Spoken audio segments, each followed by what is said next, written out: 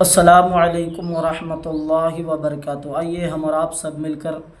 گنبد خضرا میں آرام فرمانے والے آقا و مولا، اپنے لمبے لمبے ہاتھوں سے بھیک دینے والے آقا و مولا، لامکاں پر تشریف لے جانے والے آقا و مولا، آمینہ کے لخت جگر، عبداللہ کے نور نظر، جناب احمد مجتبیٰ محمد مصطفیٰ صلی اللہ تعالی علیہ وسلم کی بارگاہ بکس پناہ میں جھوم جھوم کر درود شریف پڑھیں۔ اللہم صلی علی سیدنا شفیعنا نبینا مولانا ملجانا محمد بارک وسلم، صلی علیہ صلاۃ و سلام علیک رسول اللہ صلی اللہ تعالی علیہ وسلم۔ پیشوا کل حضور صلی اللہ تعالی علیہ وسلم اپنے بچپن شریف میں ایک بار گھر سے نکلے تو پھر گھر تشریف نہ لائے۔ آپ کے متعلقین نے سمجھا کہ حضور گم ہو گئے ہیں، چنانچہ آپ کی تلاش شروع ہوئی۔ ایک صاحب اونٹنی پر سوار ہو کر حضور کی تلاش کر رہے تھے کہ انہیں حضور صلی اللہ علیہ وسلم ایک درخت کے نیچے آرام فرماتے ہوئے نظر آئے۔ اس نے اپنی اونٹنی کو بٹھایا اور حضور صلی اللہ تعالی علیہ وسلم کو اپنے پیچھے بٹھا لیا، اور اونٹنی کو جو اٹھایا تو اس اونٹنی نے اٹھنے سے انکار کر دیا۔ پھر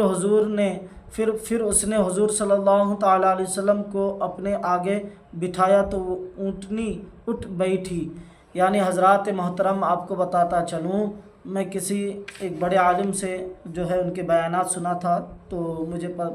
معلوم ہے کہ وہ تلاش کرنے والا، جو اونٹنی پر بیٹھ کر تلاش کرنے والا کوئی اور نہیں بلکہ وہ دشمن خدا،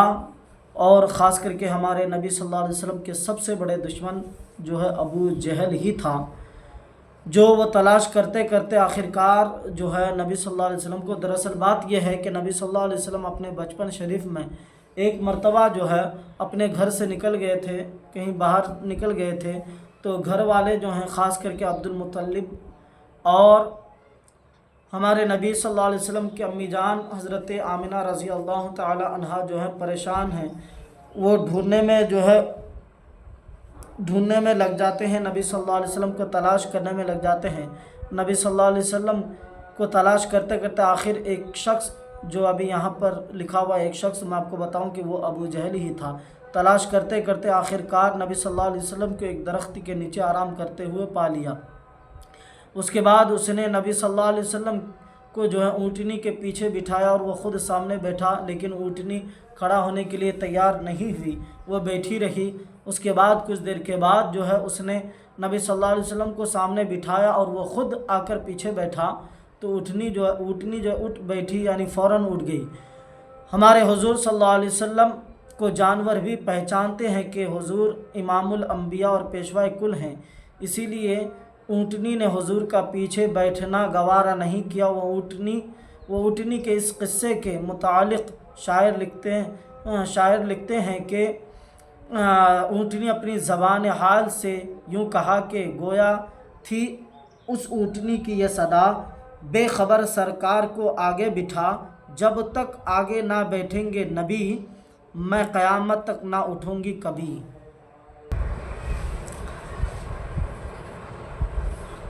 تو حضرات محترم، آپ نے دیکھا کہ اونٹنی جو ہے نبی صلی اللہ علیہ وسلم کے بے ادبی کو پسند نہیں کیا، اور وہ خود جو ہے جب نبی صلی اللہ علیہ وسلم کو سامنے بٹھایا گیا تو وہ اونٹنی اٹھ کھڑی ہو گئی، لیکن جب وہ کافر جب سامنے بیٹھا تھا تو وہ اونٹنی کھڑی ہونے کے لیے تیار نہیں ہوئی، لیکن جب امام الانبیاء کو، سید المرسلین صلی اللہ تعالی علیہ وسلم کو سامنے بٹھایا تو اونٹنی جو ہے اٹھ کھڑی ہو گئی۔ اور اسی کے متعلق جو ہے شاعر کہتا ہے کہ گویا تھی اس اونٹنی کو یہ صدا، بے خبر سرکار کو آگے بٹھا، جب تک آگے نہ بیٹھیں گے نبی، میں قیامت تک نہ اٹھوں گی کبھی، یہ کہنا تھا۔ معلوم ہوا کہ حضور صلی اللہ علیہ وسلم کی نبوت و امامت کو جو نہیں مانتا وہ جانوروں سے بھی گیا گزرا ہے۔ یعنی حضرات محترم، آج کل جو ہے نبی صلی اللہ تعالی علیہ وسلم کو جو ہے پہچانتے بھی نہیں ہیں۔ کسی سے پوچھ لیا جائے کہ تمہارے نبی کون ہیں، یا ہمارے نبی کون ہیں اس طرح سے پوچھ لیا جائے تو وہ جو ہے بتا نہیں پاتے ہیں کہ محمد رسول اللہ صلی اللہ تعالیٰ علیہ وسلم ہمارے نبی ہیں۔ آج ہم ان کو پہچان نہیں پاتے ہیں، لیکن جانور بھی جانتے تھے کہ یہ اللہ کے نبی صلی اللہ تعالیٰ علیہ وسلم ہے۔ آئیے ایک مرتبہ درود شریف اور پڑھ لیجیے۔ اللہم صلی علی سیدنا شفیعنا نبینا مولانا محمد بارک وسلم صلی علیہ صلاۃ و سلام علیک رسول اللہ صلی اللہ تعالیٰ علیہ وسلم۔ در یتیم حضرت حلیمہ سعدیہ رضی اللہ تعالیٰ عنہا فرماتی ہیں کہ ایک مرتبہ یہودیوں کی ایک جماعت سے میں نے کہا کہ اس بچے محمد صلی اللہ علیہ وسلم کے عجیب و غریب حالات ہیں۔ جب یہ شکم مادر میں تھا تو اس کی ماں عجیب و غریب نورانی مناظرہ دیکھتی رہتی تھی۔ پھر جب یہ پیدا ہوا تو اس کی ماں نے ایک نور دیکھا جس نے سارے گھر کو روشن کر دیا، اور اب بھی اس کے نور و ابر برکات سے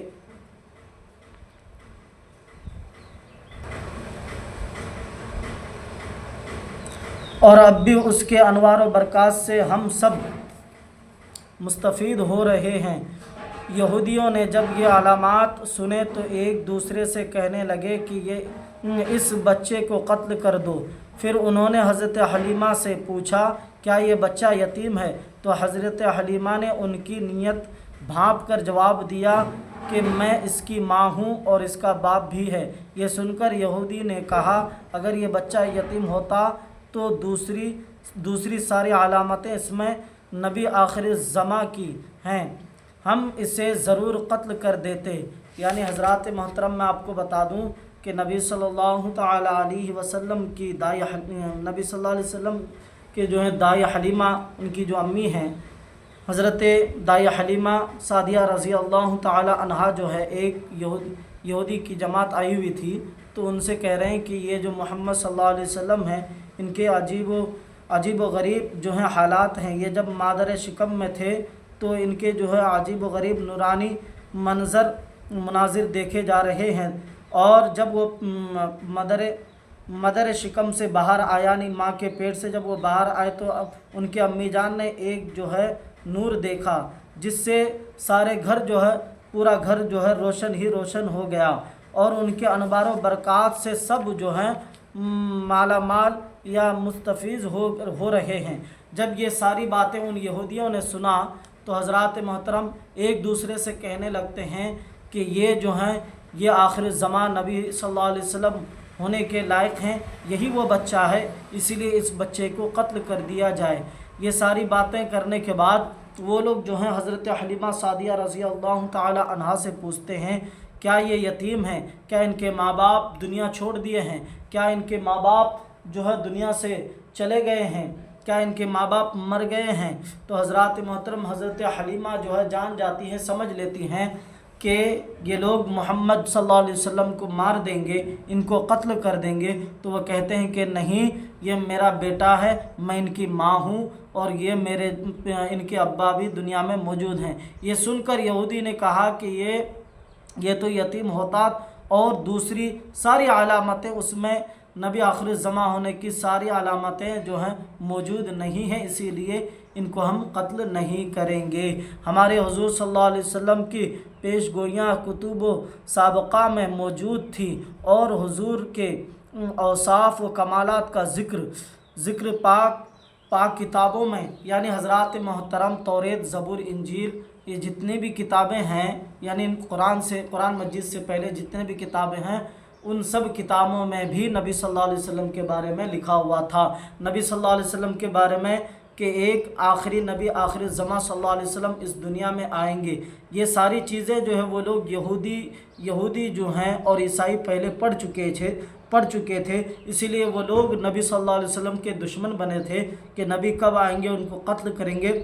اس طرح کی وہ لوگ باتیں کرتے تھے۔ لیکن حضرت حلیمہ سعدیہ رضی اللہ تعالی عنہا جو ہیں وہ بھانپ لی تھی، وہ جان چکی تھی کہ یہ لوگ جو ہیں نبی کے دشمن ہیں، یہ نبی کو قتل کرنا چاہتے ہیں، اس لیے انہوں نے یہ بات کہی تو حضرات محترم، اللہ تبارک و تعالیٰ سے دعا ہے ہم تمامی مسلمانوں کو حق بولنے اور حق پر عمل کرنے کی توفیق عطا فرمائے، خاص کر کے 5 وقت نماز پڑھنے کی توفیق عطا فرمائے۔ اے مولا، اس دنیا میں جتنے بھی مسلمان بھائی پریشان حال میں ہیں ان کے پریشانی کو دور عطا فرما۔ وآخر دعوانا ان الحمد للہ رب العالمین۔ السلام علیکم ورحمۃ اللہ وبرکاتہ۔